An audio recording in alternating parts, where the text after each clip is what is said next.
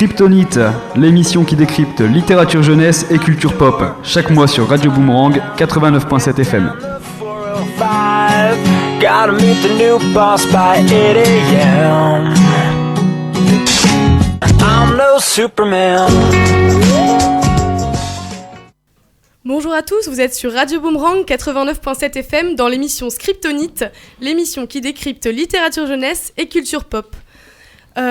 Alors nous, notre projet c'est de présenter des coups de cœur et des analyses de littérature jeunesse. On est un groupe de copains, bon je sais pas si vous commencez à nous connaître ou pas, en tout cas si vous commencez à nous écouter, bienvenue. La semaine dernière, on avait Pierre, Louis et Stéphane qui étaient venus en spectateurs et qui avaient aussi parlé un petit peu, on avait discuté avec eux. Et aujourd'hui, ils nous ont rejoints dans l'émission. Et donc, c'est avec grand plaisir qu'on les accueille et que je les laisse tout de suite se présenter rapidement. Donc, je suis Stéphane et donc laissez-moi débuter cette petite série présentative avec Pierre. Donc, Pierre est un talentueux utilisateur du verbe, dont le corps possède 2 organes supplémentaires qui le font fonctionner harmonieusement. Le premier est composé de science-fiction, où l'on observe notamment une majorité de cellules consacrées à Star Wars.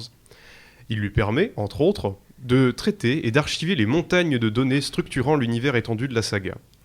Le second organe, quant à lui, s'occupe d'emmagasiner l'intégralité de la littérature dark fantastique, véritable travail herculéen qui ne l'effraie pourtant pas. On peut trouver Pierre dans les caves des bars lillois, où, entre la crasse et les beuglements, il rôde, toujours prêt à bondir sur la première venue. Alors, merci beaucoup Stéphane. Et quant à moi, donnez-moi un L, parce que le nôtre porte très bien ses lunettes et sa barbe. Il écrit des nouvelles qui mangent votre âme et votre innocence, et peut vanter les bienfaits de la chanson Let It Go de la Reine des Neiges, et vous parler pendant des heures de cinéma et de poulpe. Je vous présente le MC des classes de lettres, le fan numéro 1 de Don Juan, le beatboxer du dimanche, le meilleur ami des Twingo, mon estimé collègue, camarade et ami, Louis. Merci beaucoup Pierre. Et ici Louis présentant Stéphane. Alors, délogé de son milieu naturel qu'est la Lorraine, le Stéphane est un être humanoïde dont la région lilloise et la colocation sont devenus les nouveaux territoires. Il se nourrit principalement et en quantité d'animations japonaises, de jeux vidéo et de surimi. Le Stéphane est également un grand amateur de philosophie, un adorateur de Matrix et de Watchmen, ainsi que le détenteur de quelques records du monde sur Mario Kart. De manière générale, le Stéphane est inoffensif, mais attention, s'il est dans les parages, n'utilisez pas les expressions comme Madeleine de Proust ou substantifique moelle, il pourrait s'énerver et se mettre à débattre avec vous pendant des heures, usant de son lent phrasé et de sa légendaire verve. Merci beaucoup. Bienvenue les gars. Merci bien. Donc en plus de Stéphane, Louis et Pierre, aujourd'hui nous avons Flore, donc toujours en animation et en technique, Juliette, Marie et moi-même, Anaëlle. Le mois dernier, donc, dans Scriptonite, on vous a parlé de l'amitié. Et puis, faute de temps, on a squeezé une chronique chère à Marie sur les relations interespèces. Du coup, on essaie de se rattraper aujourd'hui avec une émission consacrée à l'animalité, donc dans la littérature de jeunesse et autres supports livresques et filmiques. Avant de vous présenter le plan, je voudrais juste dire ce que m'a évoqué ce thème. Donc ça m'a renvoyé à la relation qu'entretient Anna dans La rivière à l'envers de Jean-Claude Morleva à sa passerine, une petite perruche que lui a offert son père. Donc celui-ci est mort ruiné et seul parce que comme la passerine coûtait un bras, sa femme l'a quitté avec le reste de ses enfants. Et il est mort 3 ans après donc, l'achat de cette passerine.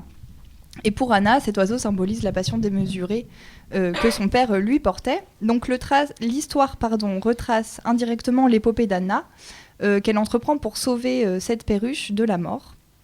Et donc la perdre serait, c'est pas écrit comme ça dans le livre, mais serait comme perdre son père une 2e fois. Donc ce fil rouge dans ce roman de littérature jeunesse ne nous dit finalement rien sur l'oiseau, mais nous en apprend beaucoup sur les personnages humains, en particulier Anna, mais pas que. Et parfois, ces relations d'animaux à humains ou d'humains à animaux sont un peu plus complexes que ça. Du coup, on en est venu à se demander très globalement en quoi l'animalité dans la fiction pouvait questionner l'humain ou les êtres humains. Et donc, pour répondre un peu à cette problématique, on va avoir Louis qui va nous parler du film Dragon, Stéphane qui va nous parler de Princesse Mononoke, Juliette qui va nous parler d'une série Lycanthropie Teen Wolf, Pierre qui va nous parler de Berserk, qui est un manga, Marie qui a rencontré Stéphane Servant au Salon du Livre de Montreuil et qui va nous proposer une chronique à partir de cette rencontre, et Flore qui conclura avec un roman de Pierre Bottero et Lana. Tout de suite, avant de passer la parole à Louis pour le film Dragon, on écoute justement une petite musique, le générique de fin du premier film.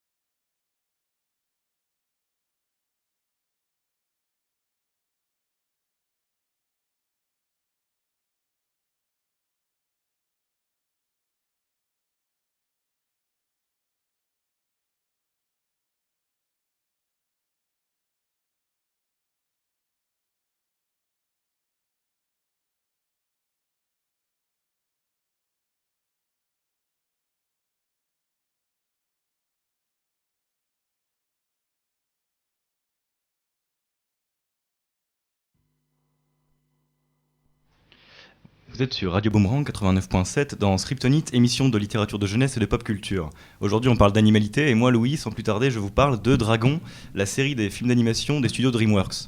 Alors je vais commencer par un petit retour sur les films parce qu'ils ne sont pas les plus connus du studio, par rapport à Shrek notamment qui leur vole largement la vedette. Alors Dragon est une trilogie dont 2 films sont sortis à l'heure actuelle et le 3e est encore en préparation. Le premier est sorti en 2010, le 2e en 2014 et le 3e est prévu pour 2018. Et les 3 films ont à leur tête Dean DeBlois, qui a été assisté de Chris Sanders à la réalisation du premier, dont je vais principalement parler. Mais qui sont Dean DeBlois et Chris Sanders? Eh bien, ce sont des récidivistes dans la mise en scène d'une amitié fusionnelle entre un humain et une créature, puisqu'on leur doit le film Lilo et Stitch, dont ils ont été réalisateurs. Et on verra tout à l'heure que la comparaison n'est pas anodine. Autre point, les films Dragon sont des adaptations d'une série de livres pour la jeunesse écrits par Cressida Cowell, intitulée How to Train Your Dragon. Et alors, attention, information à $1 million, How to Train Your Dragon a reçu le Nestlé Smarties Book Prize. Oui, je parle bien des petites dragées chocolatées que vous connaissez bien, et vous êtes tous ravis de savoir que Smarties décerne un prix littéraire, ceci n'est pas un placement de produit. Pour résumer rapidement, le premier film nous présente le village de Burke, un village de vikings en proie depuis des siècles à des attaques de dragons, qui pillent les réserves et qui emportent le bétail. Donc les dragons sont un véritable fléau, et la chasse aux dragons est devenue une sorte de sport national. Et on entre dans l'histoire avec le point de vue de Harold, qui est le fils du chef du village. Et Harold, tuer les dragons, c'est pas vraiment son truc. Il est un peu gringalé, il est plutôt très maladroit, et il ne parvient pas à trouver sa place dans tout ça. Bon, je vous passe les détails, mais il parvient un jour à blesser une furie nocturne, qui est une espèce de dragon très rare que personne n'a jamais encore tué ou capturé. Seulement quand il retrouve le dragon blessé, il fait face à une créature qui est aussi apeurée que lui, et il comprend qu'il s'agit d'un être doué d'une sensibilité, ce que les Vikings ne considèrent pas. Harold va donc progressivement se lier d'amitié avec ce dragon, qu'il appellera Croque-Mou, et va devoir faire réaliser à l'ensemble de son village que les dragons sont des créatures incomprises, qu'il vaut mieux avoir comme amis que comme rivales, car elles ont beaucoup à apporter aux humains et réciproquement.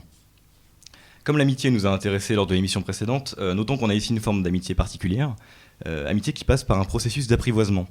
Ça donne lieu à des scènes magnifiques, d'une poésie et d'une tendresse rare, mises en valeur par l'envoûtante musique de John Powell. Je ne suis pas très objectif là-dessus. C'est vraiment une relation fusionnelle qui va se créer entre Croque-Mou et Harold. Ça va permettre à ce dernier de se trouver un objectif, à savoir faire cohabiter Vikings et dragons, puis de trouver sa place parmi les siens en devenant ensuite explorateur. L'animal devient donc un vecteur d'épanouissement, de connaissance de soi, d'accomplissement de soi. Voilà, précédemment j'utilisais le mot d'apprivoisement, et c'est pas pour rien, parce que le mot est important.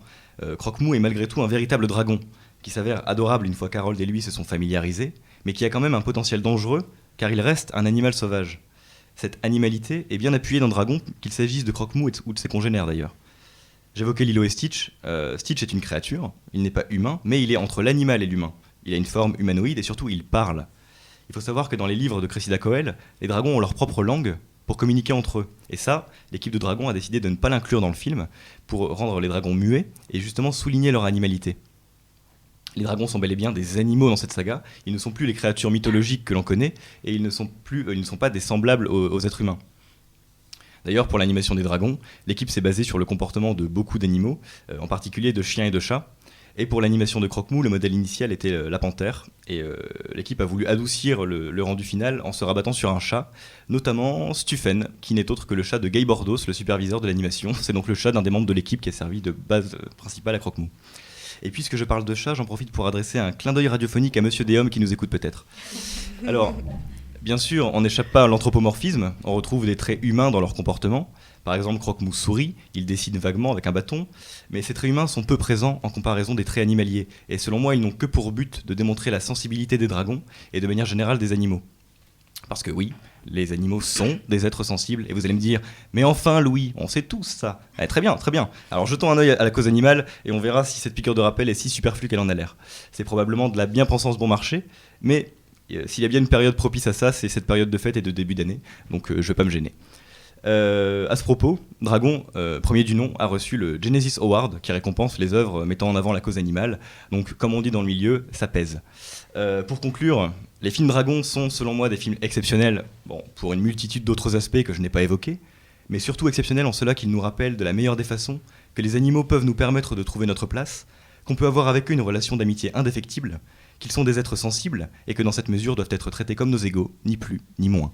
Et pour terminer, je vais citer Louis de Bonald qui disait « L'homme n'est perfectible, l'animal n'est parfait ».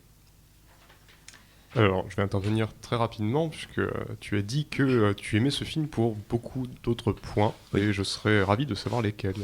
Voilà, ça va être difficile d'être exhaustif. Il y a la qualité de l'animation déjà qui est assez incroyable. Il y a énormément de thèmes qui sont assez sains, je trouve, pour l'éveil des enfants, parce que le film n'est pas infantile, mais il est quand même assez pertinent pour les enfants. Par exemple, sans vouloir spoiler, il y a la thématique de la perte d'un proche, qui est bien gérée par le film. On a aussi la thématique du fait qu'on peut ne pas sortir d'une aventure indemne. Par exemple, je suis désolé, je vais légèrement spoiler le premier film, mais il y a une épreuve évidemment à la fin, et Harold se retrouve handicapé, puisqu'il perd une jambe. Et ça, c'est pas quelque chose qui est commun dans les films, de voir un héros, surtout aussi jeune, qui finit par être tronqué d'une partie de lui. Et du coup, il finit avec une espèce de prothèse. Et il est soutenu d'ailleurs par Croque-Mou. Enfin, là, on voit encore une fois leur relation extraordinaire qui se met en place. Mais du coup, on a ces thèmes qui sont bien d'être. C'est bien pour les enfants de voir déjà, d'avoir une approche de ça. Et par exemple aussi, c'est ce que Pierre m'a appris récemment, on a un personnage qui est homosexuel, qui est le personnage de Gulfor, un viking, mais c'est pas souligné par le film, c'est quelque chose qui est légèrement abordé dans quelques phrases, mais ça reste quelque chose de tout à fait anodin. Le film ne s'appuie pas là-dessus. Et je trouve que c'est important pour les enfants d'avoir des images ou en tout cas des représentations d'homosexualité sans que ce soit un point sur lequel on fait des blagues bien lourdes ou sur lesquelles on appuie très, très, très fortement. D'accord. Donc, quelque chose d'intéressant ici, c'est que le dragon, donc dans le deuxième film, si j'ai bien compris, le dragon et l'éleveur vont finalement ne faire qu'un. Puisque, comme le premier personnage sera atrophié, il va falloir qu'il y ait une complémentarité pour que le duo puisse fonctionner, c'est ça ? En fait, ouais, il y a vraiment un parallèle qui est créé entre les deux, puisque en fait, quand Harold blesse Croque-Mou au début du film et il lui crée une prothèse, en fait, Croque-Mou perd une partie de sa queue à l'arrière, il perd un côté, et en fait, Harold est obligé de lui faire une prothèse, parce qu'Harold est aussi très ingénieur, donc du coup, ça va lui permettre encore une fois de trouver sa place dans son village. Et il va lui créer une prothèse, et en fait, c'est là que ça devient beau dans le message, c'est que Harold se retrouve lui-même aussi estropié et se voit affublé d'une prothèse, mais les deux, du coup, ensemble, ne font qu'un et allient leur handicap, ce qui finalement va leur permettre de faire des choses incroyables, ne serait-ce que quand ils volent ou ce genre de choses, quoi. Et je crois que cette complémentarité, elle est telle que Croque-Mou ne peut plus voler sans Harold. C'est ça. Puisqu'il y a un système de sel qui permet de régler, et du coup il est complémentaire au point qu'ils ne peuvent plus se déplacer l'un sans l'autre, mais littéralement. Il a vraiment besoin de son dragonnier du coup pour pouvoir voler, et Harold lui a besoin de son dragon pour pouvoir être indépendant. Puis pour explorer aussi. Mais Harold, sa prothèse fonctionne seule. Enfin, Croque-Mou, c'est plus un soutien psychologique. On le voit qu'au tout début du film, il le soutient, mais avec un air très humble en fait. Il lui apporte une espèce d'appui, comme s'il était un peu gêné par la situation, mais qu'il essayait de montrer qu'il faisait du mieux, de son mieux. Mais je pense, alors de mémoire, je suis pas sûr de ce que je dis, mais il me semble que Croque-Mou arrive à voler après à partir d'un certain système. Il lui fait un certain système, il arrive à voler seul, je crois. Ça fait longtemps que j'ai pas vu les films. Mais donc au début il y a vraiment ce lien de dépendance, mais ensuite Harold, j'espère ne pas dire de bêtises, mais Harold parvient à créer un système pour donner son indépendance à Croque-Mou, mais ils sont quand même liés tous les deux. Quelque chose qui peut être intéressant. Vas-y, je t'en prie. D'accord. Quelque chose qui peut être intéressant aussi, c'est qu'au tout début du film, Croque-Mou est vraiment représenté comme un animal sauvage. Oui. Et il y a toute une phase en fait où donc le dragonnier entre guillemets va devoir apprivoiser le fauve en quelque sorte. C'est ça. Et en fait, à la base, Croque-Mou était basé sur une panthère. Et de toute façon, il y a énormément d'animaux qui se retrouvent en lui. On a aussi la chauve-souris dans sa manière de dormir. Et en fait, c'est progressivement qu'il devient l'animal adorable qu'on connaît, mais il y a vraiment une phase d'apprivoisement, et ce qui peut d'ailleurs être une phase, enfin ça peut exister aussi dans une amitié entre hommes d'ailleurs, cette espèce de phase où il y a un être qui a l'air un peu plus farouche que l'autre, et il faut essayer de trouver comment l'approcher pour finalement arriver à une amitié qui fonctionne correctement. Et oui, au début, il apparaît un peu redoutable, c'est vraiment un animal sauvage, et il a d'ailleurs cette particularité, c'est qu'il a des dents rétractiles, et du coup... il peut paraître à la fois très mignon sans ses dents ou alors très dangereux avec. Et d'ailleurs, il y a beaucoup de ces animations qui sont empruntées d'ailleurs à Stitch. Je pense qu'il y a des hommages qui ont été faits parce que c'est les créateurs de Stitch. Donc je pense que forcément, ils ont repris un peu de ces caractéristiques-là pour faire à la fois un animal très attachant et adorable, mais aussi un animal qui peut s'avérer redoutable. Et oui, tu voulais dire ? Je voulais dire deux choses, mais juste pour rebondir, donc Croque-Mou il peut pas voler tout seul. Après ça s'exprime surtout dans le 2 en fait. J'ai vu le 2 il y a pas longtemps, et en fait Harold il le dit explicitement que Croque-Mou peut pas voler tout seul, qu'il a besoin de lui. D'accord. Et parce que justement sur ce système de sel, en fait c'est Harold qui active la prothèse de Croque-Mou en fait sur sa queue. Elle est pas toujours dépliée. Ouais, ça il me semblait bien aussi, mais je me souviens plus. Il y a pas un moment où il arrive à lui créer quelque chose d'indépendant, d'autonome ? Dans le 2 je pense pas. Enfin je sais pas. En fait, dans le 2, oui, un moment, Harold en fait, arrive à bloquer la prothèse pour que Croque-Mou puisse faire un vol stationnaire. Mais, toutes les figures qui sont capables de faire. Voilà, il peut pas se débrouiller. Et d'ailleurs, à un moment, justement, la prothèse de Croque-Mou est bloquée et se défait. Donc l'absence d'Harold est problématique. Oui. Et juste pour revenir sur un point, désolé pour la bien-pensance des fêtes de Noël, mais moi justement, ce rapport, en fait je suis pas tout à fait d'accord avec un truc que tu as dit, alors on va pas lancer le débat maintenant parce qu'il y aurait trop à dire, mais justement sur le fait que humains et animaux peuvent être égaux, Ouais, je suis pas tout à fait d'accord et je suis désolée pour les véganes et les défenseurs des animaux. Je veux que du bien aux animaux aussi, mais justement, moi je trouve que et surtout dans les films, dans les livres de Lit et Jeunesse, etc., qui mettent en scène des animaux, le côté anthropomorphisme vient appuyer le fait que ce sont pas des hommes en fait et qu'on est obligé de prêter des émotions ou des sentiments humains à des animaux pour qu'ils nous apparaissent comme étant nos égaux. Et du coup, c'est quand même une projection humaine. Alors après, ça fonctionne bien et moi j'aime bien, j'adore Dragon et je trouve que le message global que ça donne, en tout cas de tolérance ou d'apprendre à connaître quelqu'un d'autre avant de le chasser, etc., c'est hyper bien, c'est hyper important. Mais sur l'égalité animaux-humains, je suis juste pas très d'accord. En fait, je pense que c'est juste l'idée que si on traite les animaux comme nos égaux, au moins, il faut les traiter de cette manière. C'est, je pense, l'image, la chose qui est véhiculée par le film, c'est il faut les traiter comme nos égaux pour au moins ne plus les mépriser ou au moins ne plus les détruire, parce qu'il y a aussi un message écologique derrière tout ça, évidemment, avec l'idée de la cohésion avec la nature plutôt que de l'affrontement avec la nature. Mais du coup, je pense que c'est plutôt l'idée de traiter au moins les animaux comme nos égaux. Comme ça, de cette manière-là, on leur causera plus le tort qu'on leur fait actuellement, quoi. Mais je pense que c'est un espèce de minimum requis qui est énoncé par le film dans la mesure où ça permet justement, en traitant les animaux comme nos égaux, de éviter de commettre sur eux des choses qu'un homme ne mériterait pas, par exemple. C'est une question de respect des êtres vivants pour moi, d'une manière générale. Mais...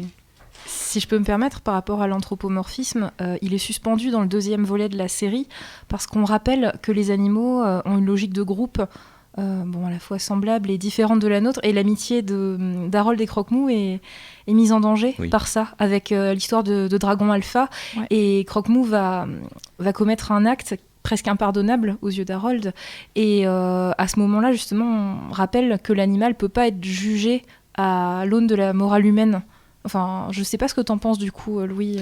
C'est d'ailleurs en plus un élément aussi au niveau de. Je prends toujours les enfants, mais pour l'éveil des enfants, je trouve ça très intéressant de leur présenter aussi la manipulation, parce que finalement, Croque-Mou là est manipulé à ce moment-là et fait quelque chose qu'il n'aurait jamais fait de son plein gré, mais qui est issu d'une manipulation. Et c'est intéressant de voir qu'on peut faire des choses en étant pas mal intentionné, ce qui est d'ailleurs également le message de la Reine des Neiges.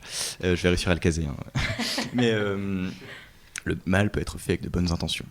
Mais oui, en fait, l'anthropomorphisme, pour moi, il sert, comme je l'ai dit, il sert beaucoup à appuyer la sensibilité des animaux, mais on les présente toujours comme des animaux vraiment à proprement parler, pas comme des créatures fantastiques. Vraiment, ils sont vraiment traités avec une espèce de presque, pas scientifiquement parlant, mais ils ont quand même un côté très animal dans le comportement. Et oui, il y a une espèce de l'idée de mâle alpha, etc. Il y a même ça aussi dans le premier, où finalement ils sont tous soumis à une espèce de tyran, si j'ose dire. Mais en fait, dans le premier, il n'y a pas d'antagoniste, au sens où le méchant du film, avec des grosses guillemets, c'est un dragon géant qui, en gros, force les dragons à lui amener de la nourriture, et c'est pour ça que les dragons volent le bétail des Vikings. Mais ce dragon-là, c'est juste un animal, et il a juste des instincts animaux, mais à aucun moment il ne veut faire le mal. Et du coup, ça aussi, c'est intéressant, c'est que dans le premier film, il n'y a pas d'antagoniste. Mais donc, je suis d'accord avec ce que tu dis sur l'anthropomorphisme. Donc là, avec la présentation de Louis, on vient de parler d'animaux mythologiques comme le dragon, qui étaient traités comme des animaux réalistes, comme le chat ou le chien, enfin c'est les exemples que tu avais donnés.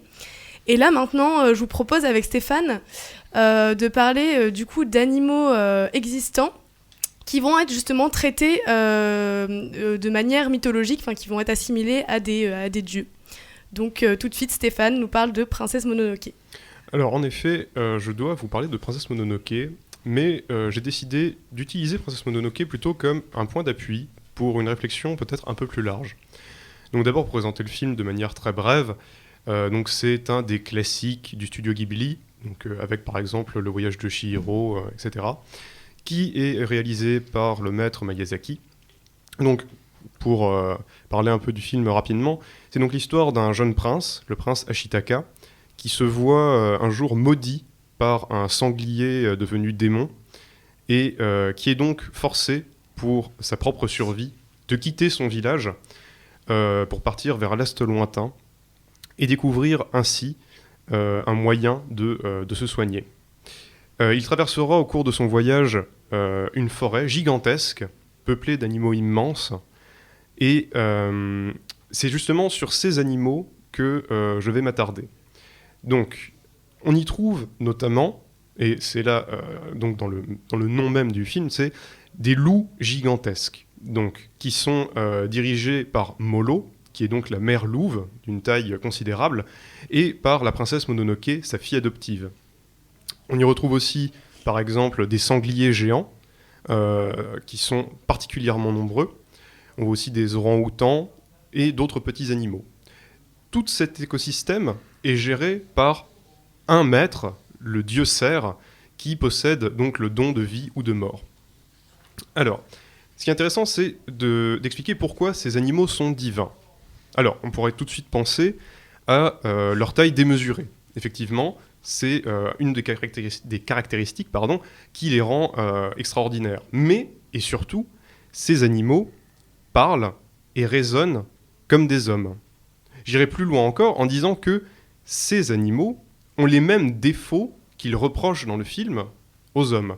C'est-à-dire qu'ils ont un droit de propriété, c'est leur forêt, et ils refusent que les humains déracinent les arbres pour aller y chercher du minerai.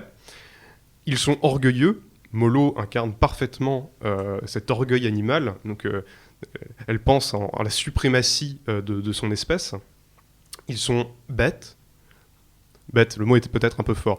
Ils sont surtout têtus. On peut penser à ce moment-là aux sangliers qui lancent une charge désespérée contre les hommes pour protéger leur forêt. On peut d'ailleurs parler d'une armée de sangliers. Donc armée, le mot reste quand même très humain. Ils peuvent aussi expérimenter la dépression. Les orang-outans, devant la dévastation des forêts, expérimentent ça. C'est-à-dire que voilà, ils en parlent, de toute façon, tout est foutu. Et j'aimerais ensuite parler de quelque chose d'assez intéressant, c'est de l'anthropologisation de l'imaginaire. C'est-à-dire, on donne des traits humains à des animaux pour les rendre magiques, ou mythologiques, ou incroyables. Je vais prendre un exemple. Prenons un dragon. Qu'est-ce qu'un dragon ? Un dragon, c'est finalement juste un lézard à qui on a donné une taille démesurée, des ailes proches de celles de la chauve-souris, la capacité de cracher du feu, et dans certaines histoires ou dans certains cas, la capacité de raisonner. Donc vous voyez, on fait un assemblage des choses connues de l'homme pour créer quelque chose d'autre qui n'existe pas. On va prendre un autre exemple, peut-être plus parlant, celui de l'extraterrestre. Comment est représenté l'extraterrestre dans l'imaginaire commun ? Comme un petit homme vert. Un petit homme, et je souligne le mot, vert. On donne aux extraterrestres des choses que l'on ne connaît pas et que l'on n'a jamais vues, des traits humanoïdes. Alors, on peut s'interroger, est-ce que c'est de l'orgueil de la part de l'homme ? Je ne pense pas. C'est simplement une incapacité totale pour l'humain de se représenter quelque chose qu'il ne connaît pas. On peut aussi, il existe d'autres représentations des extraterrestres, par exemple avec des tentacules, etc. Enfin, mais toujours, ce sont des traits que l'on retrouve dans notre nature. Les tentacules que l'on retrouve, les écailles que l'on retrouve aussi. Il nous est impossible donc d'imaginer quelque chose de différent. On peut aller encore plus loin avec ce sujet en parlant notamment de religion. C'est-à-dire que dans la religion, il est interdit de représenter par exemple Dieu. Prenons par exemple la religion chrétienne. Pourquoi ? Parce que Dieu est dans la Bible, et c'est écrit très précisément, l'incarnation de la perfection. On est donc, dans ce cas-là, incapable de représenter ce que l'on ne connaît pas, puisque sur Terre, il n'existe absolument rien de parfait. Donc, sa représentation devient impossible, et le représenter serait forcément le représenter avec des défauts. Dans ce cas-là, il ne serait plus Dieu. Voilà, c'était une manière un peu tordue d'utiliser Princesse Mononoke pour parler plus largement des œuvres de fiction. Oui. Alors, je sais pas pourquoi tu me regardes. Je sais pas, je t'attendais au tournant, je pensais que tu allais réagir. Pas du tout. Et là, je t'ai un peu pris entre quatre yeux et tu te sens gêné parce que tu te dis il faut peut-être que je parle du coup. Non. En fait, c'est intéressant parce que ça remet en cause du coup l'orgueil des hommes. Et finalement, le film porte là-dessus. Enfin, même si c'est pas le propos du film que les hommes ne peuvent pas représenter les choses sans utiliser des choses qu'ils connaissent déjà, ça quand même pointe vers un des messages du film qui est l'orgueil humain. Alors, le film pointe, si vous voulez, il n'y a pas de mauvaises personnes dans Princesse Mononoke, ou du moins elles ne sont pas représentées. C'est-à-dire que même Dame Eboshi, qui est donc la maîtresse des forges, alors petit passage, petit interlude très intéressant, les forges sont dirigées par des femmes, ce que je trouve absolument génial. Et Dame Eboshi est d'ailleurs plus qu'une femme, c'est presque une personne qui est plutôt déifiée par ses soupirants. Autre chose, ces forges sont constituées de lépreux et de prostituées. C'est donc une espèce de société qui est en marge du reste, mais qui fonctionne pourtant extrêmement bien et qui fait jalouser d'ailleurs l'empereur. Alors, donc pour revenir à ta question, est-ce qu'on peut parler de l'orgueil de l'homme ? Pas nécessairement en fait. Tout le monde est orgueilleux dans ce film, que ce soit les animaux, que ce soit les hommes. Et finalement, les seuls personnages qui ne le sont pas sont les deux héros, qui sont donc Ashitaka, qui dit vouloir porter sur le monde un regard sans haine, et c'est ce qu'il fait d'ailleurs avec beaucoup de talent, et la princesse Mononoke, qui au fur et à mesure va s'adoucir à son contact. Mais d'un côté, on peut comprendre le besoin que peuvent avoir les dames de la forge de récupérer du minerai pour faire fonctionner leur forge, car si leur forge ne fonctionne plus, elles se feront détruire et avaler par l'empereur. De l'autre, on comprend évidemment les animaux qui veulent conserver leur forêt, puisque c'est leur habitat naturel. Donc, si vous voulez, il y a une espèce de... C'est très difficile, en fait, de créer un manichéisme dans La Princesse Mononoke. Voilà. Tout à l'heure, tu parlais d'anthropocentrisme. Et c'est vrai que souvent, on utilise quand on parle d'animaux, beaucoup en littérature jeunesse, on ne parle pas vraiment des animaux, on utilise des personnages animaux qui sont anthropomorphisés pour parler de problèmes d'humains, et on utilise des traits qu'on attribue à certains animaux pour représenter des qualités ou des défauts d'humains. Oui, dans les fables, par exemple. Oui, voilà. Ou La ferme des animaux de Orwell. Mais ça se retrouve dans la réalité, je trouve, les psychologues pour animaux domestiques qui commencent à... Les psychologues pour animaux domestiques, pardon. Je vous assure, il y a des chats et des chiens qui sont suivis par des psychologues. Il y a même des... Okay. Il y a des ostéopathes. Il y a des ostéopathes, Je viens de trouver ma voix. Ça me paraît un peu plus logique, ostéopathe, que et psychologue. apparemment, il y a des... Alors ça, j'en ai jamais vu, mais on m'en a parlé. Il y a des salons de thé pour chats et chiens qui ont ouvert aussi. Ah, alors ça, on peut en parler aussi, mais ça, c'est autre chose. Parce qu'en général, les salons de thé... moi, je pense aux salon de thé pour chat ou chien, c'est pour inviter les animaux au salon de thé, ou est-ce que c'est pour utiliser les animaux pour pour attirer des clients qui vont vouloir caresser des chats? J'utilise mon lasso magique pour revenir vers Princesse Mononoke qui est partie très très loin. Non, mais c'est pour dire que voilà, le fait dans les œuvres de fiction d'une manière générale, et c'est ce que disait Stéphane aussi en disant que on prêtait tout le temps des sentiments humains à des choses qu'on connaissait pas. Même les animaux domestiques ou dans la vie réelle en dehors des œuvres de fiction, on leur prête aussi des sentiments ou des envies hyper humaines en fait. Les psychologues pour chats et chiens, j'aimerais bien savoir comment ils travaillent parce que ça parle pas quoi. Ça va même plus loin, il me semble qu'il y a des chiens d'Hollywood qui sont beaucoup plus riches que nous 8 réunis et qui ont des parures en diamant, etc. Bon, c'est peut-être un peu exagéré, mais ça existe. Toi-même, tu t'en éloigné de ton sujet. J'ai une question sur le sujet, du coup. J'écoute. En fait, du coup, il y a aussi un trait qui est représenté dans Princesse Mononoke, c'est la violence, et notamment celle des hommes. Bon, les animaux. Les animaux font du tort sans le vouloir à chaque fois. Voilà. Les animaux, non, les animaux sont extrêmement violents. Ce sont des guerriers. Dans Princesse Mononoke, la première apparition des animaux divins, c'est l'attaque de Molo et sa meute sur des paysans qui reviennent de je ne sais où d'ailleurs, qui ont été chercher du riz, et donc ils sont sur un flanc de montagne, et l'attaque est dévastatrice. C'est-à-dire que lorsque Molo charge, c'est plusieurs dizaines de vies humaines qui disparaissent au fond du ravin. Et je voulais juste te poser la question, du coup, par rapport à la violence, finalement, par rapport à la jeunesse, quel est le public, à partir de quel âge on peut regarder ça sans que ça soit choquant, parce que quand on le remet en perspective, quand même, il y a des choses qui sont quand même assez violentes. Alors effectivement, on peut penser notamment, alors je me suis pas rendu compte, mais je me rends compte maintenant, je spoile beaucoup, mais peu importe. Mais on peut penser notamment donc au passage où Ashitaka va quitter donc la forge et où malheureusement une jeune forgeronne un peu nerveuse va lui tirer dans le dos et va créer un espèce de trou de plusieurs centimètres de diamètre au niveau de son thorax, et il va simplement se vider de son sang pendant les quelques kilomètres qu'il va parcourir avec Mononoke sur ses épaules. Donc effectivement, c'est un film qui est terriblement violent, qu'il est bien plus que tous les autres films du studio Ghibli que j'ai pu regarder. Pourtant, je l'ai vu en étant très jeune. C'est un des premiers films que mes parents m'ont fait regarder. Ça fait de toi un être déséquilibré maintenant. Voilà, c'est exactement ça. On comprend mieux. Ouais. Mais effectivement, je ne le conseille pas à des enfants vraiment très jeunes. Hein. C'est plutôt pour des young adultes. En même temps, excuse-moi Marie. Ah non, c'est pas grave. Non, c'était pour dire une bêtise. Au passage, je conseille un livre très drôle qui s'appelle Comment traumatiser son enfant pour en faire un être perturbé mais exceptionnel. Voilà.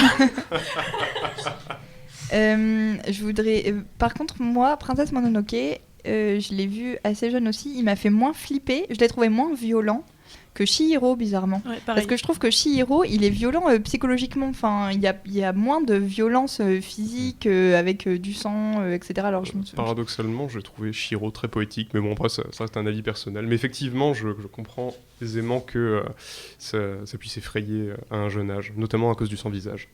Bon, puisqu'on parlait de bestialité et de violence, on va enchaîner sur une petite pause musicale. Et je me sens un peu comme un enfant devant ses cadeaux de Noël, puisque j'ai la chance de pouvoir annoncer à la radio mon groupe préféré et mon morceau préféré. Je pense que tout le monde rêve de faire ça. Et donc j'espère qu'il va en faire rugir de plaisir plus d'un. Je t'emmerde, Louis. Voici... tu vas aussi rugir de plaisir. Voici Wildcat de Ratatat.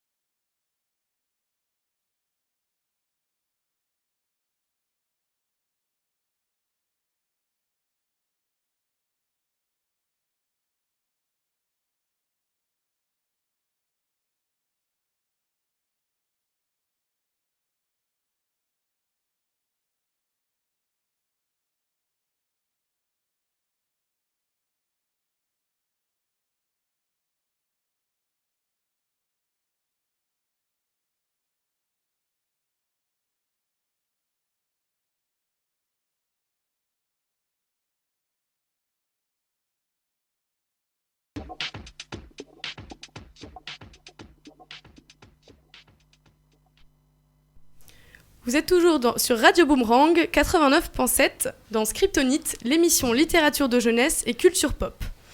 Après avoir parlé d'animaux au sens propre, parlons maintenant de l'animal qui peut sommeiller en l'homme. Pour commencer, Juliette va nous parler de lycanthropie avec la série Teen Wolf.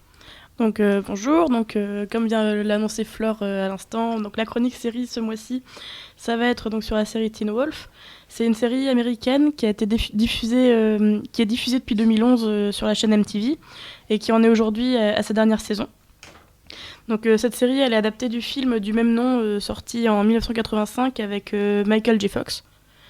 Donc pour résumer l'histoire brièvement, ça reprend le scénario du film.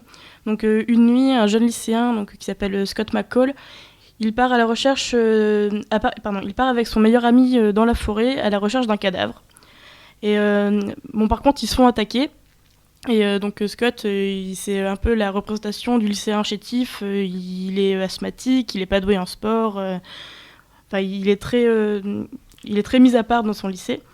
Et donc ils se font attaquer. Et donc Scott se fait mordre. Il se fait mordre par une bête. Il s'en sort avec une énorme morsure à l'abdomen, mais il découvre très rapidement qu'il a été transformé en loup-garou. Et il doit alors trouver un équilibre entre sa nouvelle identité de loup-garou et les nombreux dangers qui vont se présenter à lui. Donc dans la saison 1, sa récente transformation, elle apparaît en même temps que l'apparition d'une nouvelle famille qui s'appelle les Argent. Et comme dans toute bonne série pour adolescents, il va tomber amoureux de la fille de cette famille. Sauf qu'il va très vite se rendre compte que cette famille fait partie d'une très grande lignée de chasseurs de loups-garous. Donc après, c'est intéressant de voir... intéressant. C'est le nom de la famille, donc les Argent, on apprend au fil des saisons qu'ils descendent d'une famille de chasseurs de loups-garous donc d'origine française, qui sont liés à la bête du Gévaudan, etc. etc. Mais c'est...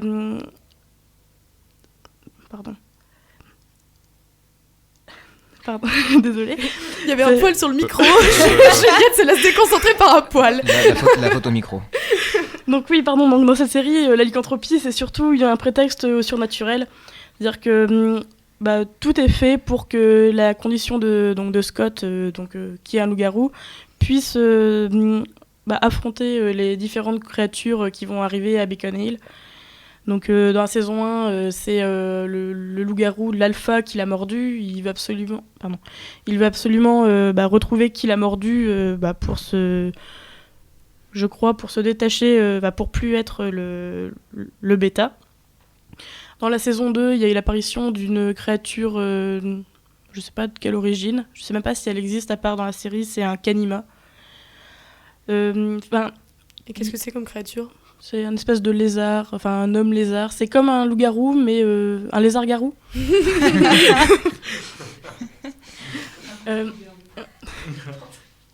Et oui, donc chaque créature est vraiment placée sur le chemin de Scott pour qu'il l'affronte.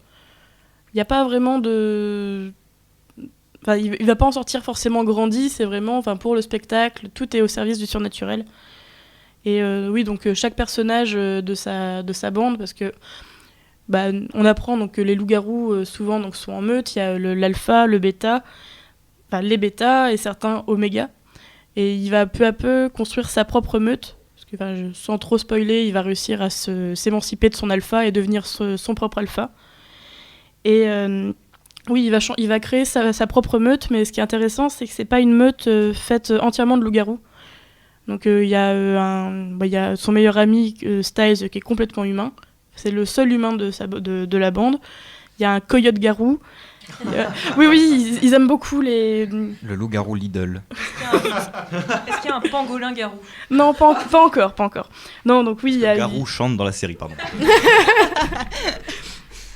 Oui, il y a une banshee, donc une banshee, je sais pas comment on prononce. Banshee, je pense. C'est une banshee, ouais. C'est ça. Qui prédit la mort autour d'elle dans la ville. C'est bizarre. Oui, donc toute sa meute est composée de différentes personnes surnaturelles, au pouvoir surnaturel. Mais oui, c'est pas le surnaturel est vraiment au service Oui. de la série. Enfin, ça apporte pas grand-chose à part du Côté spectacle. spectaculaire. Voilà. Et du coup, est-ce que le côté dangereux du loup-garou est occulté? Parce que du coup, s'il est en contact avec... s'il a un meilleur ami humain, est-ce qu'il représente un danger pour ces amis-là? Bah, en fait, il va rencontrer, quand il va rechercher le corps au tout début de la saison 1, il va découvrir, il va rencontrer un autre gars qui s'avère être lui aussi un loup-garou, et il va lui apprendre à se maîtriser et à la pleine lune, à pas vouloir sortir. Parce que oui, pardon. À la pleine lune, le côté sauvage réapparaît, et c'est très difficile pour lui, et pour tous les autres loups-garous qu'on va voir au fil des saisons, de se maîtriser à ce moment. Donc ils vont apprendre des méthodes pour s'enchaîner, ou pour pas avoir envie de sortir et d'attaquer d'autres personnes. Alors, moi, je me posais la question, tu disais au tout début, donc c'était à la base un lycéen, c'est ça? Ouais. Un lycéen chétif, asthmatique, Ouais. nul. Ah oui, c'est ça, oui, j'ai pas précisé. Oui. Et en fait, ce qui m'intéressait, c'est de savoir qu'est-ce qu'il devient, en fait. Est-ce Oui, qu'il s'affirme? Oui, je l'ai pas dit. C'est Non, bien oui, beau gosse. donc oui, en fait, le fait qu'il se soit fait mordre, son asthme disparaît du jour au lendemain. Waouh, c'est trop pratique. Ouais. Donc il voulait, avec son meilleur ami, il voulait intégrer l'équipe de lacrosse, mais c'était pas terrible tous les deux. Et d'un seul coup, il devient super. Il a des super réflexes. C'est Peter Parker, mais version loup-garou, quoi. Ouais, c'est totalement ça. Alors, Peter Parker reste naze. Hein. Oui. Non, mais c'est parce qu'il est joué par Tobey Maguire, qui est un acteur. Je vais pas dire le mot. Et non, oui, donc en fait, on arrive. Donc l'équipe de lacrosse, c'est l'équipe qui est vénérée dans ce lycée, et du coup, il devient ultra populaire comme ça du jour au lendemain. La bande des populaires l'inclut. Oui, c'est très teen, c'est très. Donc être mordu par un loup-garou, ça résout tous les problèmes de popularité en fait, Ouais, dans cette plutôt. série. On va dire ça à Fred Weasley. Pas Fred, j'ai oublié son nom. Voilà, c'est une intervention inutile du coup. Attends, Lupin, tu veux dire? Non, Bill. Bill Weasley, pardon. Mais du coup, en fait, ça me paraît être une série qui ne propose pas vraiment d'originalité. Alors, c'est peut-être dur ce que je dis, mais en fait, j'ai l'impression que c'est vraiment un schéma classique d'une teen série, en fait, et il n'y a pas vraiment de ressorts supplémentaires qui pourraient lui... Non, il y a vraiment pas de fil rouge. Chaque saison est construite. Il n'y a pas de lien entre les saisons, à part les personnages. Il y a un grand méchant par saison, voire par demi-saison. Et le but, ça va être de les battre, et puis de continuer le lycée, en fait. Ouais, au final, c'est cool d'être un loup-garou. Et ça me fait penser à une autre œuvre de John Landis, le film Le Loup-garou de Londres, où là, par contre, c'est absolument pas cool d'être un loup-garou. Donc, c'est deux étudiants américains qui se promènent dans la toundra écossaise, on va dire les Highlands, pour pas paraître inculte, qui sont attaqués par un loup-garou. Donc, l'un est mordu, devient un loup-garou. Son autre pote se fait déchiqueter la face et devient un zombie. Étonnamment, dans ce film, c'est John Landis, en général c'est assez bordélique, donc il y a des zombies et des loups-garous, et les zombies sont très sympathiques. Enfin, d'un certain point de vue. 3 portions gardées. Et là par contre c'est extrêmement handicapant d'être un loup-garou. Passer la pleine lune, il déambule dans Londres, ça s'appelle pas le loup-garou de Londres pour rien, et il attaque n'importe qui, mais il les mord pas, il les bouffe. Il les déchiquette. Il les déchique, mais oui. Mais du coup, qui devient loup-garou alors? Parce que si Il personne y a n'est mordu... un seul loup-garou, mais ce loup-garou laisse pas ses autres victimes en assez bon état pour qu'elles deviennent des loups-garous, elles deviennent des zombies. Donc là, ça me paraît être une vraie thématique du loup-garou. La pleine lune, il ne la contrôle pas et vraiment, il doit supporter son état. Tandis que là, dans Teen Wolf, j'ai l'impression qu'être loup-garou, c'est... Franchement, C'est comme le dernier survêt à la mode. Ça rend classe. Voilà. Non, ça ne rend pas classe, le dernier survêt à la mode. C'est une légende. Mais en fait, c'est parce que j'ai l'impression que là, dans cette série, c'est le motif du loup-garou, comme tous les motifs de transformation avec la littérature de vampires, la littérature de loup-garou, et du coup, les séries qui ont été faites sur ce thème-là, c'est vraiment pour plaire aux ados. Oui, il n'y a pas d'autre ouais. but que de plaire aux ados. On va pas réfléchir ou... Ouais, en plus tu disais que le personnage principal grandissait pas forcément et tout, c'était juste une aventure pour une aventure. il n'y a pas vraiment d'évolution du personnage principal, c'est vraiment pour passer du bon temps et pas se prendre le chou. On voit l'évolution en fait de la saison 1 à la saison 6. C'est la saison 6 en ce moment, je crois. On voit l'évolution du personnage, mais c'est juste parce que l'acteur grandit et le personnage grandit. Mais il va pas. Enfin, après un combat, il va pas. Enfin, un combat.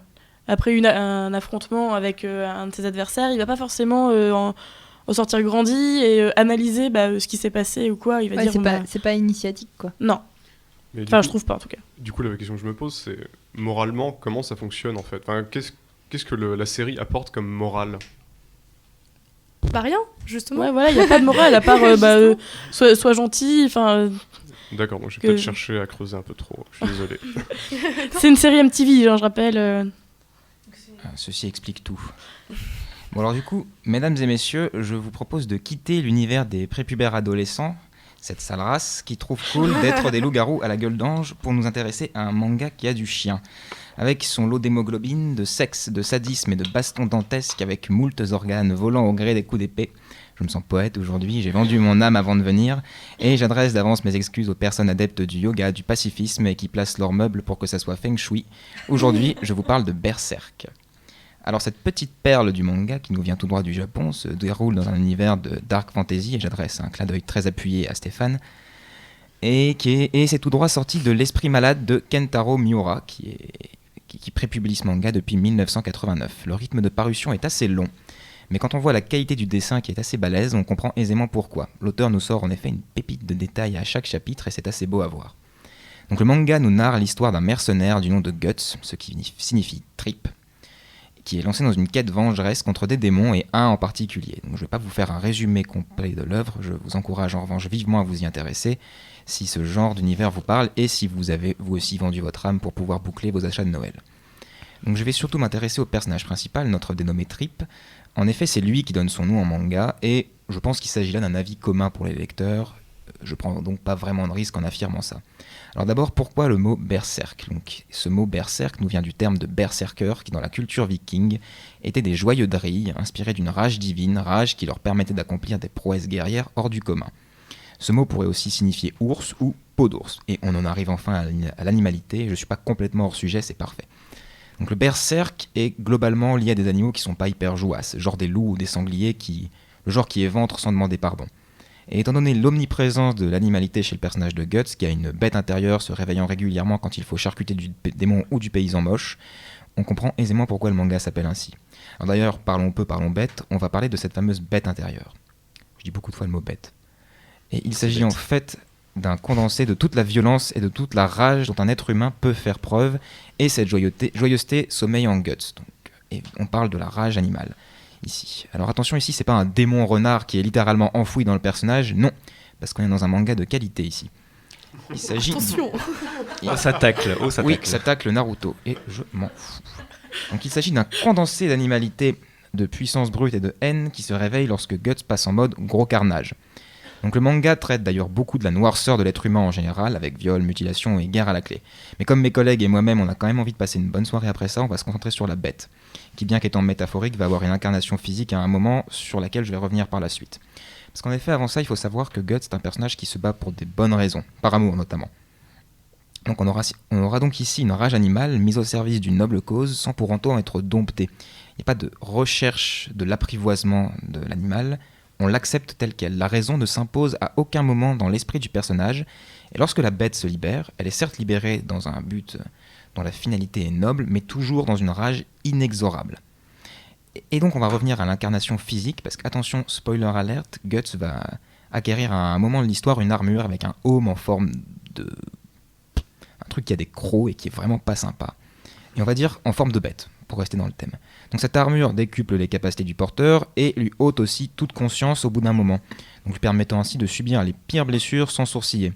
Le aume se rabat alors et l'être humain laisse place à une bête sans merci qui ne s'arrête de trancher dans le vif qu'une fois que tout le monde est bien mort. Guts devient donc littéralement la bête. L'homme laisse place à l'animal, en général donc pour de bonnes raisons, parce que n'oublions pas que c'est lui le gentil, ce qui vous laisse imaginer le CV des méchants. Alors pourquoi j'ai choisi ce manga pour le thème de l'animalité? Alors d'abord parce que je le kiffe, je trouve que c'est un très très bon manga.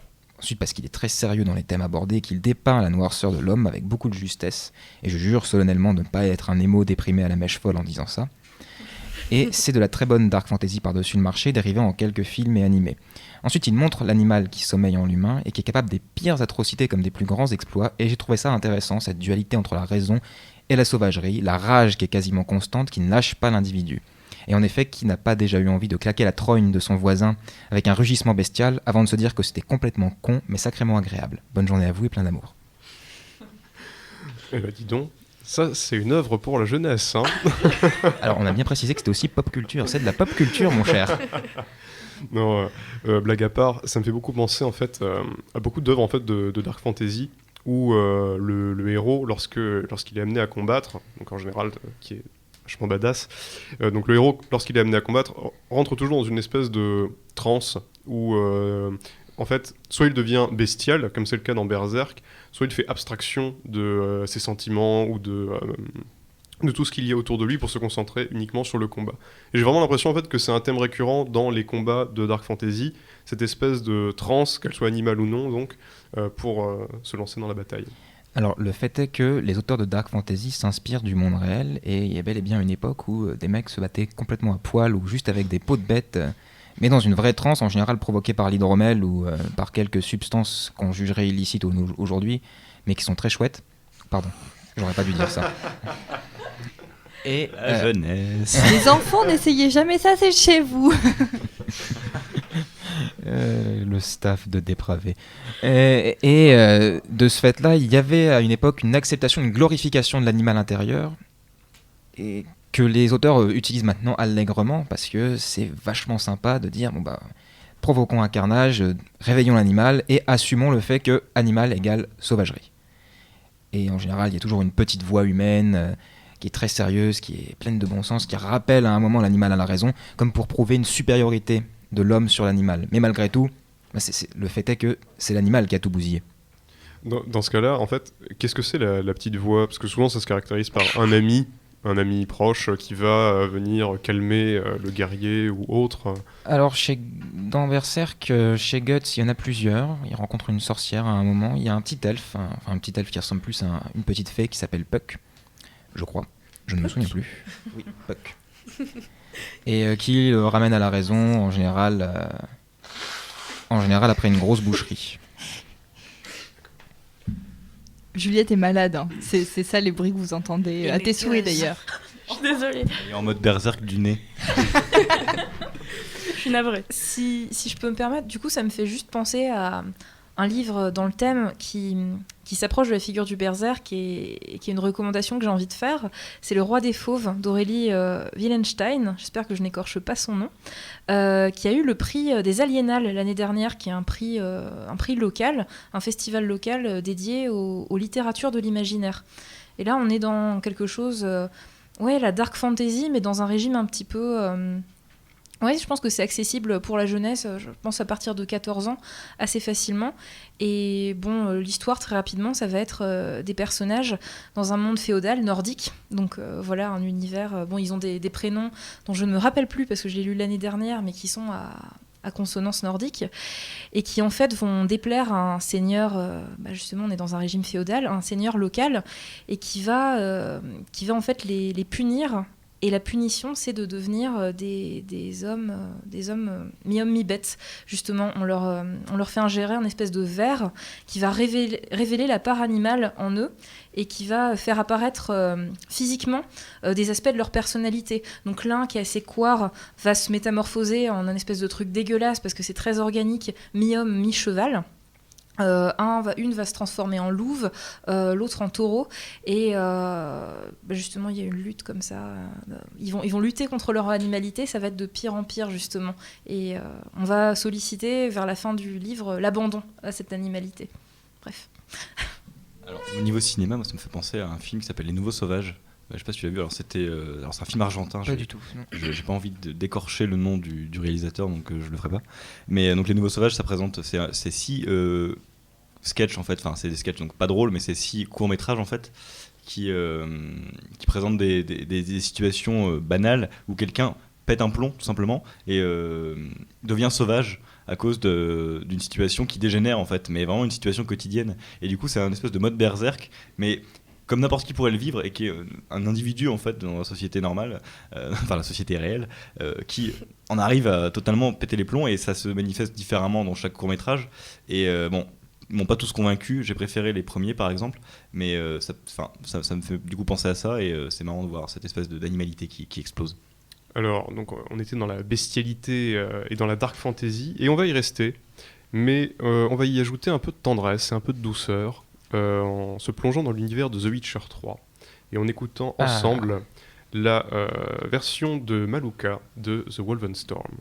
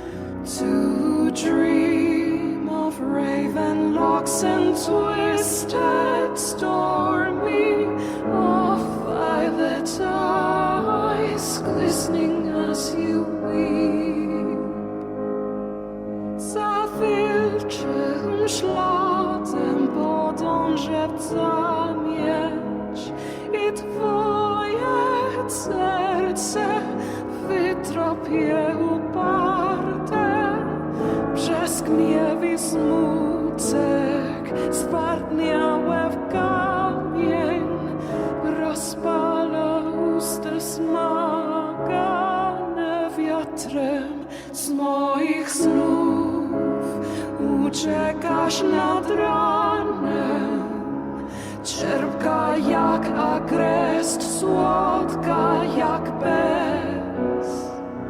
Chcesz nić czarne loki splotane, fiołkowe oczy, mokre od łez. I know not if fate would have us live as one, or if by love's blind chance we've been bound. The wish I whispered when it all began, did it forge a love you might never have found?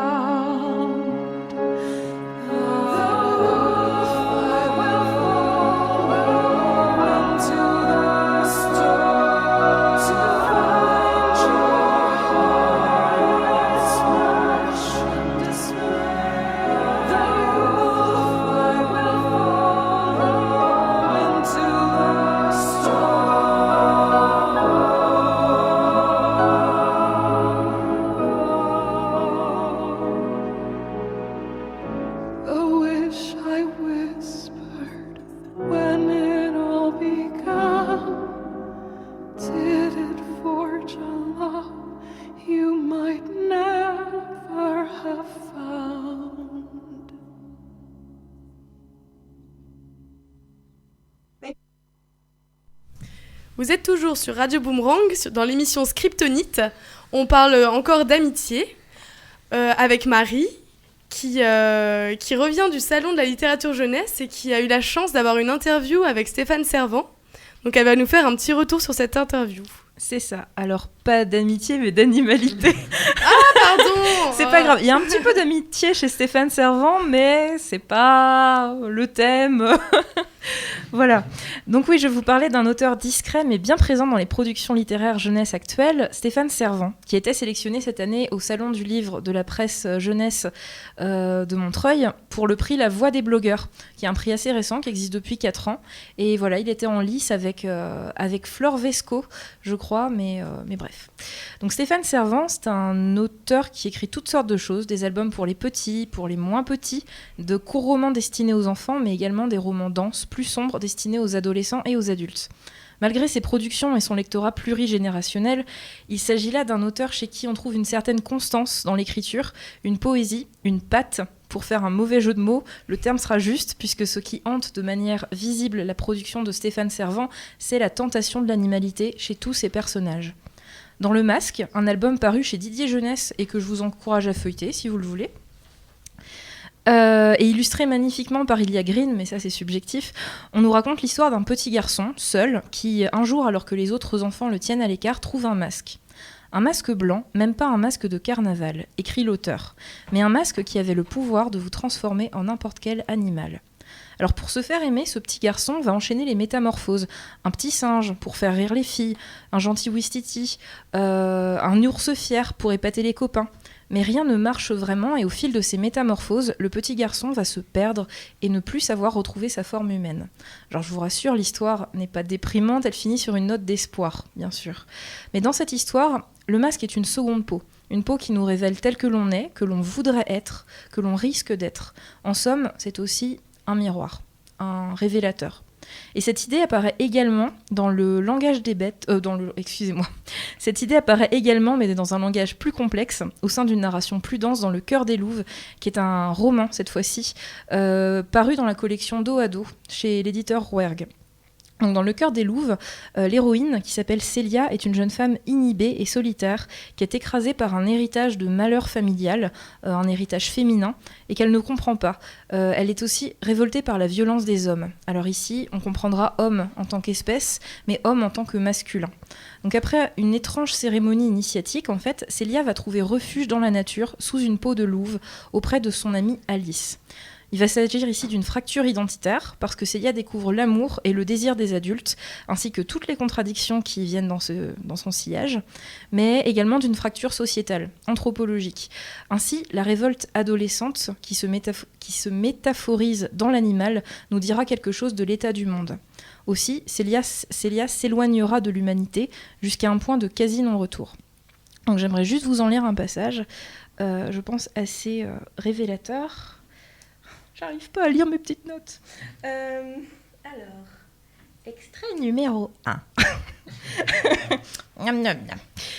Depuis qu'elle a parlé de son père... Depuis qu'elle a parlé de son père à Alice, le poids qui pesait sur la nuque de Célia s'est subitement envolé et elle s'est découvert une envie nouvelle. Le désir de jouir de sa liberté, pleinement, sans plus aucune entrave. Avec Alice, elle se sent plus forte. Quand la fourrure de la louve est sur ses épaules, Célia n'a plus peur. Et peu importe si tout ça n'est qu'un fantasme, elle peut sentir la réalité de cette métamorphose, les changements profonds qu'elle a provoqués en elle. Elle n'est plus un animal craintif et soumis. Elle n'a plus besoin de fuir ou de se cacher. Comme la louve qui a habité cette peau, elle se sent libre et forte et insoumise. Elle a la sensation, enfin, d'être au monde, libérée de toutes les chaînes d'angoisse de l'enfance et de l'adolescence. Et un second passage qui va répondre à celui-ci, dans lequel Célia s'adresse à sa mère, cette fois-ci dans un dialogue assez véhément. Je ne pardonne rien, aboie soudain la louve tapie au creux du ventre de Célia. Je ne te pardonne rien, ni à toi, ni à Arthur, ni aux hommes de ce village. Paul, Armand, Thomas, ce sont tous les mêmes. Pour eux, nous ne sommes que des proies. Tu ressembles à ces vieilles que j'ai vues au cimetière, comme un chien. On t'a bien appris à baisser la tête, à faire là où on te dit de faire, à trembler quand on élève la voix. Je t'ai vu avec Thomas et tu me dégoûtes. Donc voilà, ça se superpose clairement à une rébellion adolescente et une fracture à la fois identitaire et sociale. Merci, Mère Castor. Mais j'ai le générique dans la tête maintenant, comment veux-tu que je reprenne ? Deux choses vont émerger de ce roman, Le Cœur des Louves. Un rapport entre l'animalité et la révolte, donc, et aussi un rapport entre l'animal et le féminin. Ce que nous dit Célia sous sa peau de louve, c'est l'odeur grisante de la liberté en sus d'une sensualité accrue par le côté animal. Les animaux sentent plus fort, voient mieux, entendent mieux. Pour Stéphane Servan, l'animal, de façon générale, est porteur d'une parole libertaire. Il nous place face à nos contradictions intimes, mais aussi sociales, et permet un temps de s'en libérer par la métamorphose, le renoncement provisoire au monde des hommes. Laisser sa part animale prendre le dessus, c'est retrouver une sorte d'unité, quand la pensée humaine, elle, est par définition séparatrice, créatrice et séparatrice. L'éloge de la liberté en creux, dans ces histoires, amène une critique sociale, dans un autre ouvrage dont l'héroïne féminine est une enfant. Excusez-moi, je me confuse un peu. Là, j'ai envie de vous parler du Loup sous le lit, donc, qui cette fois-ci est un très court roman, à la limite de l'album, qui est paru chez Oscar Éditeur, dans une revue qui s'appelle Trimestre. Et donc, en fait, dans cette histoire, une petite fille trouve un loup en pleine ville, un loup que personne ne semble voir à part elle, et qui pleure. Elle va le prendre sous son aile, lui attacher son écharpe rouge autour du cou, et ensemble, ils vont un petit peu affronter la vie. Le loup va emmener la petite fille dans la forêt, donc comme espace de liberté, pour lui faire découvrir la nature, le lâcher-prise. Et la petite fille, à son tour, va emmener le loup dans la ville et veut lui faire découvrir les belles choses qu'ont fait les hommes. Donc les balançoires dans les parcs, les traînées dans le ciel laissées par les avions, mais aussi les cages. Parce que le loup et la petite fille, en fait, se rendent au parc. Et le loup est étonné de voir de très beaux oiseaux dans une volière, en fait, en cage. Et le lendemain, les oiseaux sont libérés. Et que vont faire les hommes de la ville ? En fait, ils vont sortir leurs fusils et ils vont abattre les oiseaux. Et ce que Stéphane Servan dit à ce moment-là, ça va être... Dans la rue, les oiseaux se perchaient sur les chapeaux des grandes dames. Jour et nuit, les oiseaux ne cessaient de chanter et plus personne ne dormait. La vérité, c'est que personne ne supportait les oiseaux en liberté. Alors on décida de s'en débarrasser et les hommes prirent des fusils. Voilà. Pardon. J'ai envie de vous lire un deuxième passage pour passer à un autre aspect de l'œuvre de Servante, un deuxième passage de cette histoire, Le loup sous le lit. Justement, toujours par rapport à l'anecdote de la volière, on dit « Quand tout fut fini, on se demanda qui était le coupable qui avait libéré les oiseaux. Quelqu'un a dit « J'ai vu un loup ouvrir les portes de la volière, un loup avec une écharpe rouge, ou peut-être était-ce une petite fille. Une petite fille avec un visage de loup, je n'ai pas bien vu. » Et donc là, on arrive à une autre caractéristique dans l'écriture de Stéphane Servan, c'est toujours l'ambiguïté entre humanité et animalité. On ne sait jamais vraiment si la métamorphose est réalisée ou si on est dans la projection.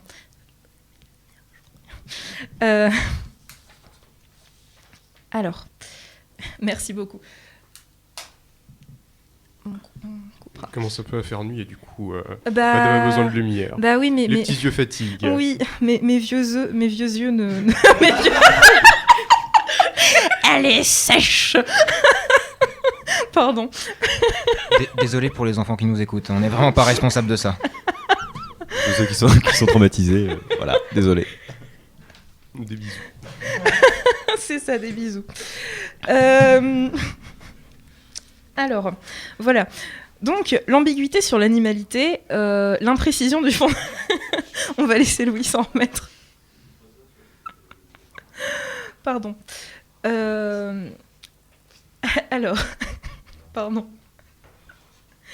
Je suis désolée.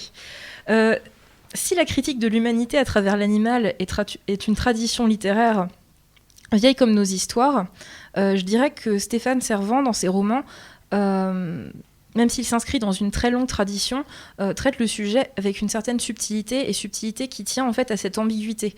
Un fantastique vraiment parcimonieux, et on n'est jamais explicite, on n'est jamais vraiment sûr qu'il se passe quelque chose de surnaturel. L'auteur nous plonge dans ses romans dans l'affect de ses personnages directement, avec une narration en focalisation interne du point de vue du héros, et le cadre en fait est souvent réaliste. Et le fantastique va devenir à un moment de traumatisme chez le héros, puis s'amplifier comme une fièvre, ce qui fait qu'on ne sait jamais si on est face à un phénomène surnaturel ou psychiatrique. On est dans un fantastique parcimonieux, mais qui remplit du fait efficacement son rôle, c'est-à-dire questionner la nature de notre réalité tout en questionnant celle du personnage.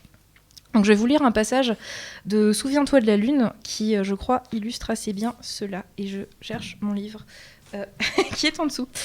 Tout va très bien. Hop.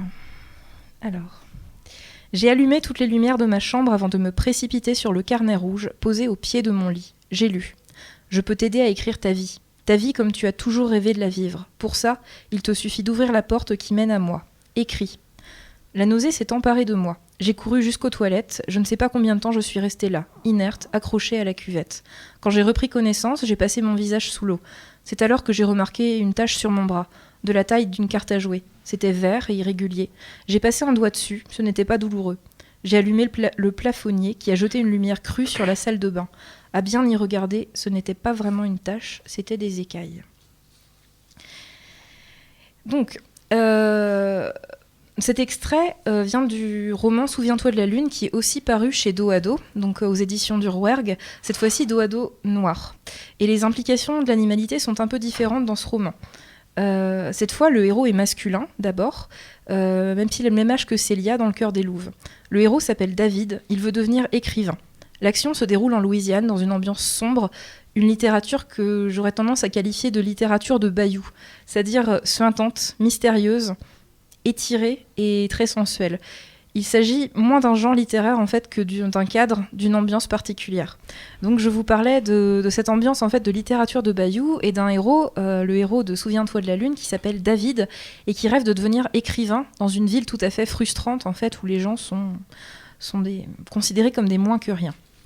Et en fait, ce qui se passe, c'est que David, dans son grand désir de devenir auteur, va croiser le chemin d'un écrivain à la fois génial et anéanti, nommé Le Breton.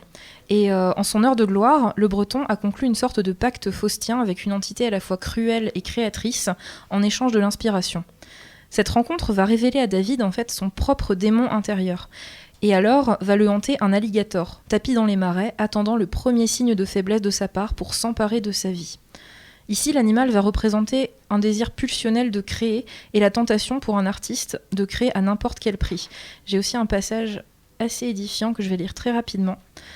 Donc, j'étais planquée dans un bosquet de bambou près du parking. J'avais passé la journée à traîner dans les marécages, mes fringues étaient déchirées et les écailles avaient gagné mon visage et mes mains. Dès que je faisais le moindre mouvement, la chose grondait dans ma tête. « Le carnet, disait-elle, écris dans le carnet, sers-toi de moi pour devenir celui que tu es vraiment. » Durant quelques secondes, j'avais été tentée de le faire. Donc voilà, c'est une entité en fait qui se présente comme un démon intérieur, mais qui s'externalise également. Donc voilà. David va y céder peu à peu, en fait, et va devenir violent, éloignant par des paroles cruelles les êtres qui lui sont chers. L'histoire ici se présente à la fois comme une enquête policière, parce qu'il y a des disparus, un roman social, parce que voilà, il y a la ville de Carrefour est assez représentative, et un conte fantastique. On y rencontre plusieurs personnages d'une jeunesse échouée, frustrée et également inspirée, qui, entre les joints de cannabis, la désespérance et le lancinant Break on Through to the Other Side des Doors, entrevoient leurs désirs sous la forme d'animaux totémiques pour leur permettre de voir ce qu'il y a de l'autre côté, justement, de l'autre côté de la lune, de l'autre côté du réel, là où tout ce qui n'existe pas encore se crée. Et pour ce qui est de la transformation, on peut nettement mettre en parallèle Souviens-toi de la Lune et Le Cœur des Louves, dont je vous ai parlé juste avant, mais la comparaison va vite se heurter à la différence de sens à donner à cette animalité. Dans Le Cœur des Louves, l'animal est sensuel et vengeur. Il met l'héroïne en lien avec les légendes montagnardes et sa propre histoire familiale. Le loup nous dit quelque chose de la société et du féminin. D'ailleurs, le loup est un animal nocturne associé à la lune, symbole maternel dans bien des cultures et représentant le mystère féminin de la maternité qui sera très présent dans le roman d'ailleurs. Il en va autrement pour Souviens-toi de la Lune.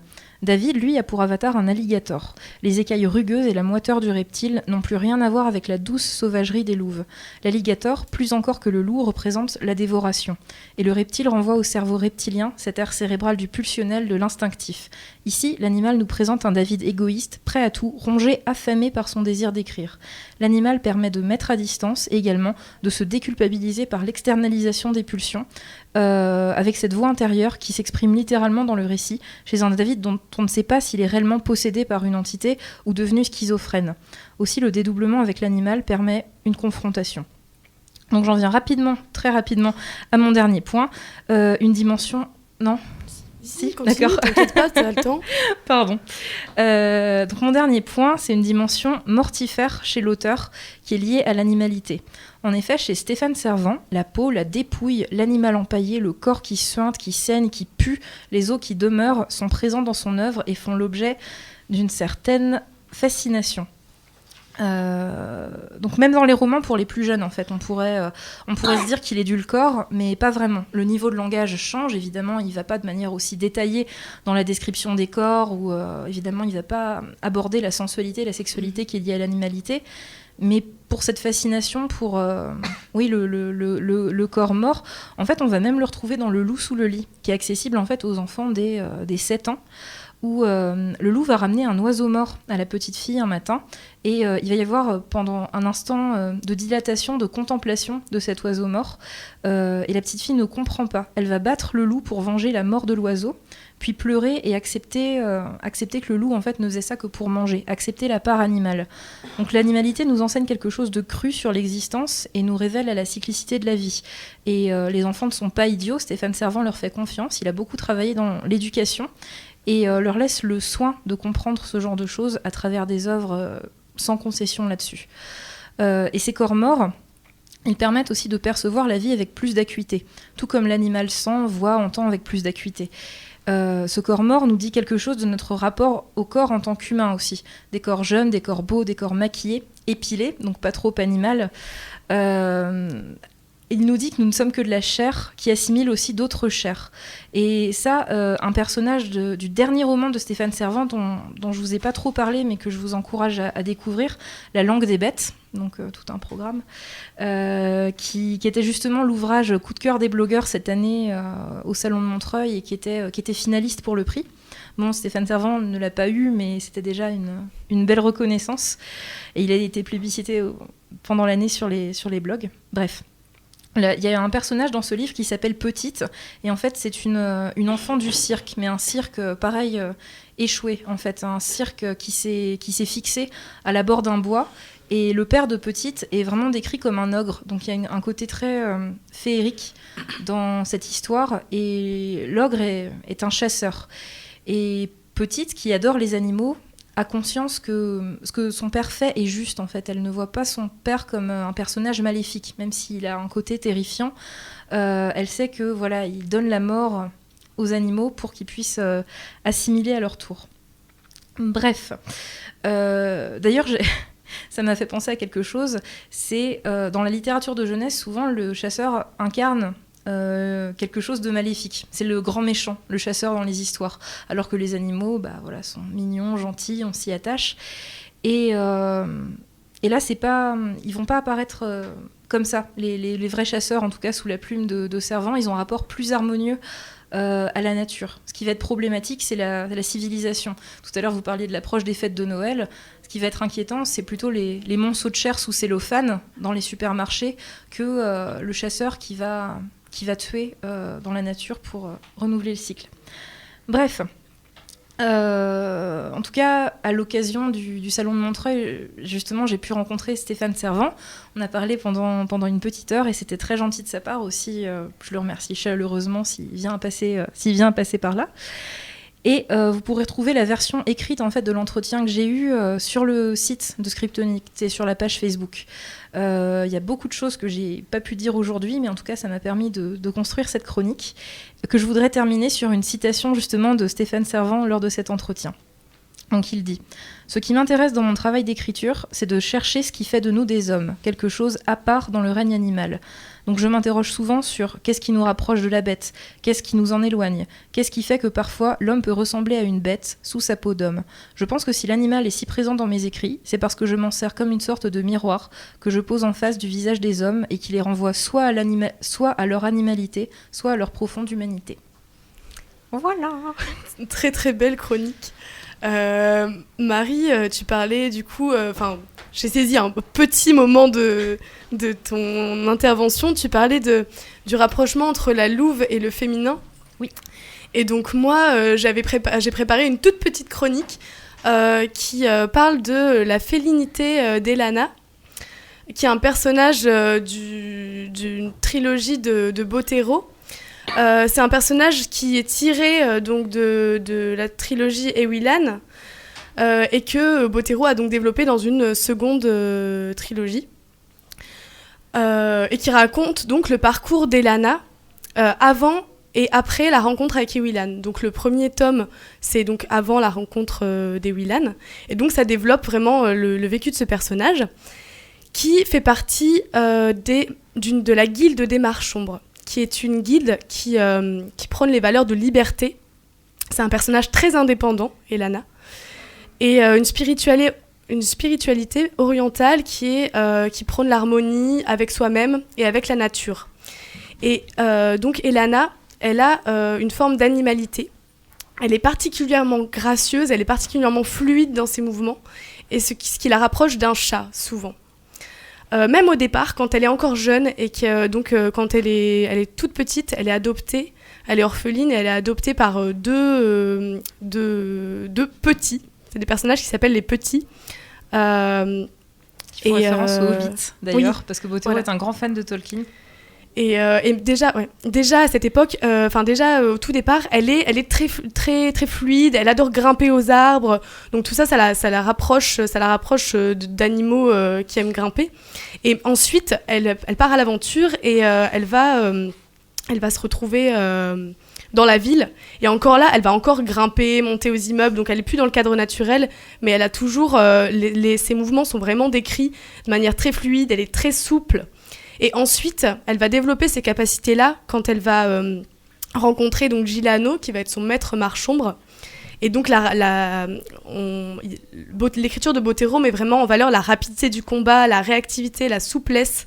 Il la compare avec un chat, donc elle bondit, elle grimpe. Et donc, il n'y a pas seulement... Donc, il y a son attitude qui peut vraiment se rapprocher du félin. Et en même temps, il y a ses traits physiques qui peuvent vraiment être rapprochés du félin, puisqu'elle a une de ses caractéristiques, c'est sa longue tresse noire. Ensuite, elle a une greffe que peuvent avoir certains marchombres, qui sont des griffes, qui peuvent apparaître entre ses phalanges. Donc pareil, ça aussi, ça la rapproche vraiment du félin. Et donc pour conclure très rapidement, cet aspect félin d'Elana, il permet de décrire à la fois ses incroyables capacités physiques et en même temps de montrer le côté gracieux et féminin d'Elana. Donc on peut la rapprocher du chat parce qu'elle est souple, elle réagit très rapidement. Et en même temps, il y a ce calme et cette sérénité qui peut porter à la fascination. Et j'ai fait le parallèle tout à l'heure, j'y ai pensé, avec l'indépendance du chat. En fait, le chat, c'est un animal qu'on décrit souvent comme un animal indépendant. Et toute la question de la liberté et du fait de pouvoir rester libre en s'attachant quand même aux autres, c'est vraiment une question centrale dans Elana. Et je pense que en fait, ça peut faire écho avec ce parallèle avec le félin. Voilà, nous arrivons à la fin de cette émission. Donc assez rapidement, j'ai un peu plus de 2 minutes pour conclure. On n'a pas le temps trop de discuter entre nous, mais donc dans cette émission qui a été très riche, on a vu que l'animal pouvait être un vecteur d'épanouissement de soi et complémentaire de l'homme, notamment avec Dragon. On se rend compte aussi que dans les œuvres de fiction, mais aussi dans la réalité, l'anthropomorphisme est assez présent, donc, qui prête aux animaux des sentiments, des pensées, voire des paroles humaines. Mais au-delà du rapport homme-animal, l'animal intrinsèquement a aussi un rapport à l'animalité, instinct animal, une animalité qui peut exprimer une certaine violence ou une certaine rage intérieure à l'homme même. D'ailleurs, on observe, je trouve, rarement des animaux qui montrent la douceur ou la sensibilité des hommes. C'est souvent des animaux qui sont violents et qui montrent une part de violence humaine. Et enfin, on observe aussi dans les œuvres de fiction souvent des animaux qui sont grégaires, donc qui renvoient à l'instinct social, en tout cas à la vie en société des hommes, et rarement des animaux solitaires. Il y a beaucoup les loups qui vivent en meute, etc. On vous remercie tous pour votre écoute. On se remercie entre nous pour cette participation à l'émission. On vous rappelle que Scriptonite se retrouve sur Facebook, sur une page Facebook Scriptonite, émission de jeunesse et culture pop. On a aussi un Tumblr sur lequel d'ailleurs vous pouvez retrouver l'interview complète de Stéphane Servant par Marie, donc sur le site et sur le Facebook. Et enfin, en avant-première, vous l'avez entendu, on est de plus en plus nombreux en studio et donc on est en train de réfléchir à éventuellement faire 2 équipes et donc 2 émissions mensuelles de Scriptonite. On vous tiendra au courant. Prenez soin de vous. Bonne année à tous, ciao. au revoir. Au revoir. Joyeuse fête. À très bientôt. Des bisous.